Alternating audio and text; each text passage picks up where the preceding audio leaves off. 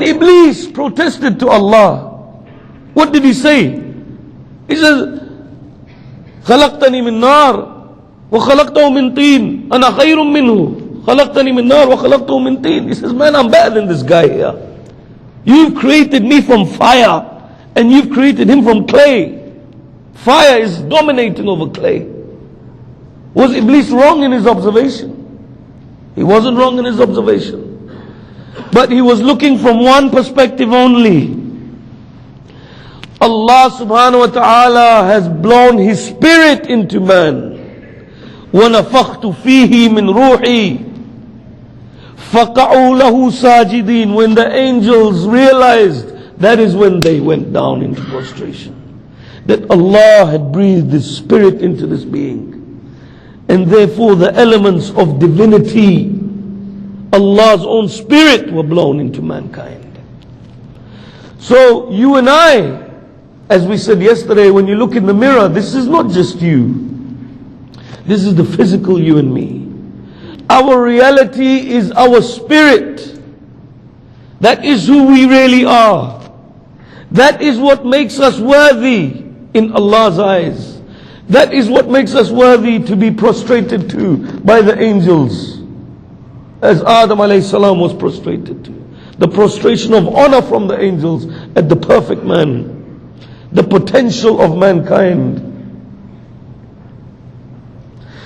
So now, when Allah blew His Spirit into this body, this Spirit is who we really are. But for the Spirit to be housed in the body, there has to be an intermediary, which is the soul, which is that engineering administrator that is like the barzakh between our physical body and our spiritual self, which is the spirit, the ruh. So the soul is like part connected to the ruh and part to the physical body. And it administers us. It is the engine in the human being. So what does this soul contain that you and I have? Allah has given us 4 faculties. And if we understand this, we are making good progress. The first faculty Allah has given us is that of the shahwa, the carnal appetites. Out of His wisdom, Allah has given us this to attract what is good for us. This is why we're attracted to food. This is why we're attracted to the opposite sex. So that we can survive and the progenies can continue. It is a faculty of attraction, to attract to ourselves what is good for us. Then Allah has given us the converse faculty, which is the faculty of anger. Anger is the opposite. It is a faculty of repulsion.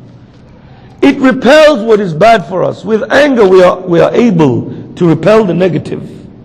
If Allah didn't give us anger, if somebody came to attack us, you wouldn't even know what to do.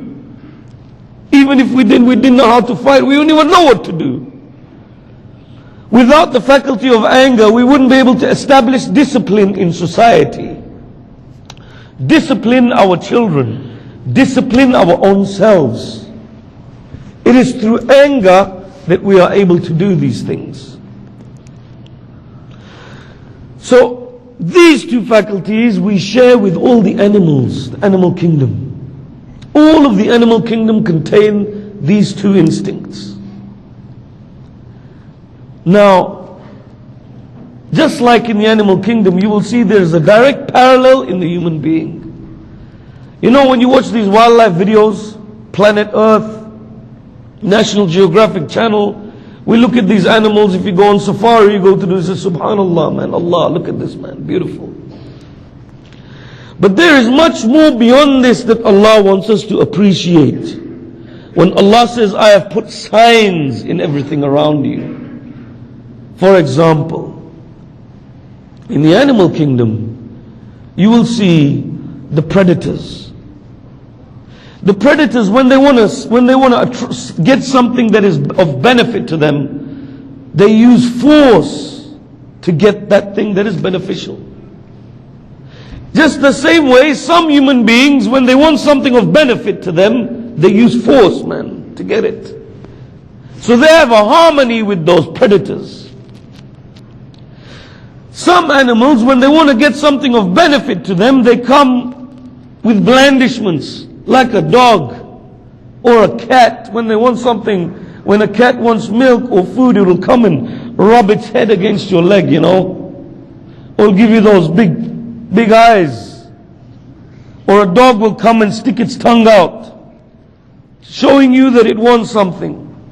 Some human beings, when they want things, they come like this, like a beggar, like these animals. Like bichara. So we have, some human beings have harmony with that element of the animal kingdom. Other animals, when they want something of benefit, they will use trickery and deception. Like a spider, it weaves that web to get what is of benefit to it, to trap it. Just like some human beings, when they want something of benefit, they will use tricks and deceptive measures to attain what they want, like you find a lot in the corporate world, for example. Then you find also some animals, when they want to repel what is harmful.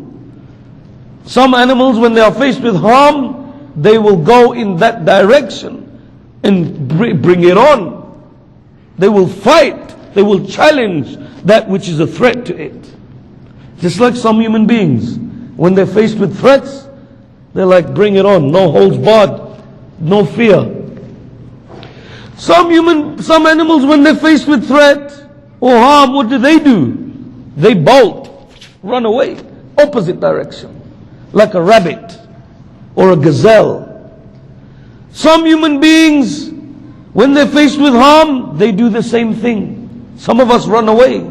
Some of us want to go in the opposite direction. Some animals, when they try to repel harm, they use measures like burying their head in the sand and pretend the problem doesn't exist, like the ostrich. And some human beings do the same thing. They want to put it under the rug. They want to ignore and pretend the problem doesn't exist, because as long as I'm not concentrating on it, it's not even there, man. Some animals, when they want to run away from harm or when they want to protect from harm, they actually build a fortress to protect themselves. Or they use shields like the tortoise or the hedgehog.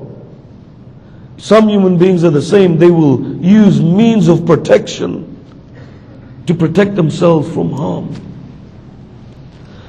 So these animals that are there are not just animals to populate the zoos and the savannah grasslands in Africa, in the jungles. Allah wants us to look at these animals.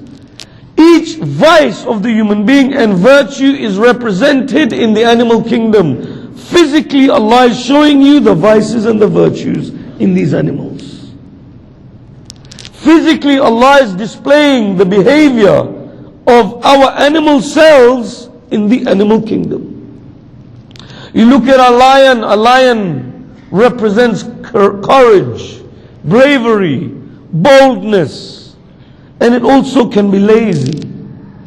So Allah is showing you these traits physically in this creature, as He shows you slyness and cunningness in the fox, as He shows you loyalty and anger and rage in the dog.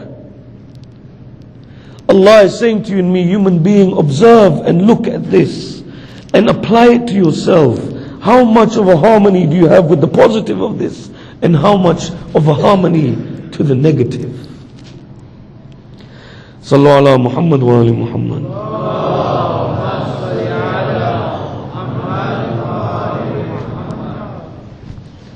This is why our holy Aimma alayhimu salatu wasalam, the prophets, Imam Ali alayhi salam saw a bat for the first time, saw a peacock for the first time, and described it in the most amazing fashion.